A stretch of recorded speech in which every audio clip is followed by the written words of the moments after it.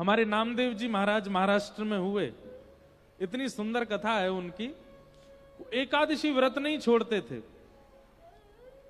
और उनका नियम ऐसा था कि वो खुद तो एकादशी करते थे, घूम घूम के देखते और थे कौन अन्न खा रहा है। अगर उनको कोई अन्न खाता हुआ दिख जाता था तो उसके हाथ पांव पकड़ लेते थे, हाथ जोड़ते सौगंध दे देते, अन्न नहीं खाओगे। अरे भाई तुम्हारी एकादशी तुम ही कर लो, हमसे क्यों करवा रहे हो? नहीं नहीं नहीं नहीं, मेरी एकादशी का यही नियम है कि मैं खुद भी नहीं खाऊंगा, किसी को भी नहीं खाने दूंगा। ऐसे श्री नामदेव जी, एक दिन भगवान बोले नामदेव की हम परीक्षा लेते हैं, और एक दिन इनसे ब्राह्मण का रूप धारण करके भगवान पहुंच गए नामदेव जी के पास। एकादशी का दिन नामदेव जी के द्वार पर आकर के भगवान दीन इनसे ब्राह्मण बने और महाराज धड़ाम से आकर के गिरे। अरे कोई भोजन करा दो, मैं भूखा प्यासा ब्राह्मण, मैं भूखा प्यासा साधु, 10 दिन से 15 दिन से भूखा हूं, मेरे प्राण निकल रहे हैं, कोई भोजन करा दो, कोई रोटी खिला दो, कोई अन्न पवा दो। नामदेव जी महाराज दौड़े दौड़े आए, आकर के उनको उठाया, अपने घर में ले गए। बोले महात्मा आप कहां से चले? बोले हम बहुत दूर से चले आ रहे हैं, भैया कुछ पवा दो, भूख लग रही है, बहुत दिन से कुछ पाया नहीं हमने। पत्नी से बोले जल्दी फल लेकर के आओ, महाराज जी को भूख लगी है। नहीं नहीं फल नहीं खाने बेटा, रोटी दाल चावल सब्जी खवाओ, भूख लगी है बहुत जोर की, हम इतने दिन से भूखे। नामदेव जी बोले आज एकादशी है, आज अन्न चावल रोटी नहीं खा सकते। अरे भैया तुम्हारे आगे मेरे प्राण निकल रहे हैं, तुम मुझे क्यों दिला रहे हो याद कि आज एकादशी? अरे एकादशी तुम कर लो ना, मुझे तो खिला दो।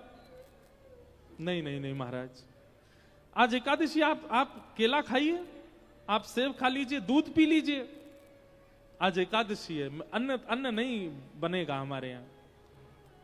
सामने पड़ोसी खड़े हो गए, वो बोले ए महाराज जी आप एक काम करो, हमारे घर आ जाओ, हम आपको रोटी बना के पवा देते हैं। नामदेव तो सबके पीछे पड़ा रहता है, आप आइए, हम खवाएंगे आपको। नामदेव जी ने अपने घर की किवाड़ लगा दी, बोले जाने भी नहीं दूंगा कहीं, मेरे यहां आए हैं तो यहीं रहना पड़ेगा आपको। भगवान बोले अजीब जिद है तुम्हारी, खुद हमको खाने नहीं दोगे, कहीं और जा रहे हैं तुम जाने नहीं दोगे?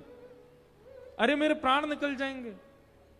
नहीं निकलेंगे ना, आप केला खाइए, सेब खाइए, दूध पीजिए, बढ़िया फलाहार है, सब पा लीजिए। नहीं मुझे अन्न ही खाना। बोल अन्न तो नहीं बनेगा और ना मैं आपको खाने दूंगा। कल द्वादशी इतने समय पर लगेगी तब आप पा लीजिएगा। ब्राह्मण देवता बोले मेरे प्राण निकल रहे हैं, मैं अभी प्राण त्याग दूंगा। नामदेव जी बोले इससे अच्छा क्या होगा, एकादशी के दिन प्राण निकलेंगे, सीधे वैकुंठ जाओगे। ब्राह्मण बोले बड़े विचित्र आदमी हो यार तुम, हम मर जाएं कोई दिक्कत नहीं। बोले नहीं दिक्कत तो है, लेकिन हम आपके प्राण को बचाने के लिए फल दे रहे हैं ना, आपको पा लीजिए। भगवान पड़े गए चक्कर में। थोड़ी देर तो ठाकुर जी रोए, थोड़ी देर जो बहाना किया, लेकिन थोड़ी देर बाद भगवान ने कहा अब इसकी अग्नि परीक्षा लूं। और चलते चलते ठाकुर जी मूर्छित होकर के गिर गए, और जैसे एक व्यक्ति प्राण त्यागते समय श्वास लेता है वैसे लेने लगे, अब ये खिला देगा। लेकिन नामदेव जी हाथ जोड़ करके नाम संकीर्तन करते रहे। अपनी पत्नी से कहा देवी तुम भी करो। जय हो महाराज जी।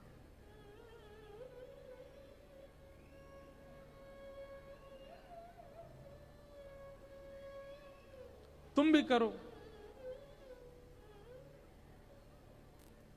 विराज जाओ महाराज जी। नाम संकीर्तन करने लगे, सब अड़ोसी पड़ोसी चिल्लाने लगे अरे नामा तेरे यहां आज संत प्राण त्याग देंगे, अरे कम से कम कुछ खिला दे। इतनी बड़ी एकादशी हो गई कि कोई व्यक्ति प्राण त्याग रहा है तो उसके सामने एकादशी को श्रेष्ठ मानता है। नामदेव जी ने किसी की नहीं सुनी, फल रख दिए, दूध रख दिया आगे, और ठाकुर जी एक ब्राह्मण के रूप में ऐसे गुर गुर आवाज उनके कंठ से आने लगी जैसे प्राण त्याग रहे हैं, और नामदेव जी संकीर्तन करने लगे, और देखते ही देखते प्राण चले गए। जैसे ही प्राण गए नामदेव जी महाराज रोने लगे और रोते हुए बोले, देवी आज हमारी एक निष्ठा की वजह से, हमारे एक नियम की वजह से संत के प्राण गए हैं। अब इनका अग्नि संस्कार हम करेंगे और अग्नि में हम परिवार सहित सती हो जाएंगे। जैसे एक सती नारी हो जाती है, वैसे हम भी पूरा परिवार इनके साथ ही प्रस्थान कर जाएंगे। और चिता जला करके उन ब्राह्मण देवता का शरीर रखा, उसी पर नामदेव जी बैठ गए, पत्नी को भी बैठा लिया, पूरे बच्चों सहित बैठ गए। जैसे ही चिता में अग्नि लगाई, ब्राह्मण के रूप में साक्षात शंख चक्र गदा पद्मधारी श्रीमन नारायण प्रकट हो गए। चिता में से नामदेव जी को खींच करके हृदय से लगा लिया। अरे मेरे नामा, मान गए भैया तुम्हारी निष्ठा।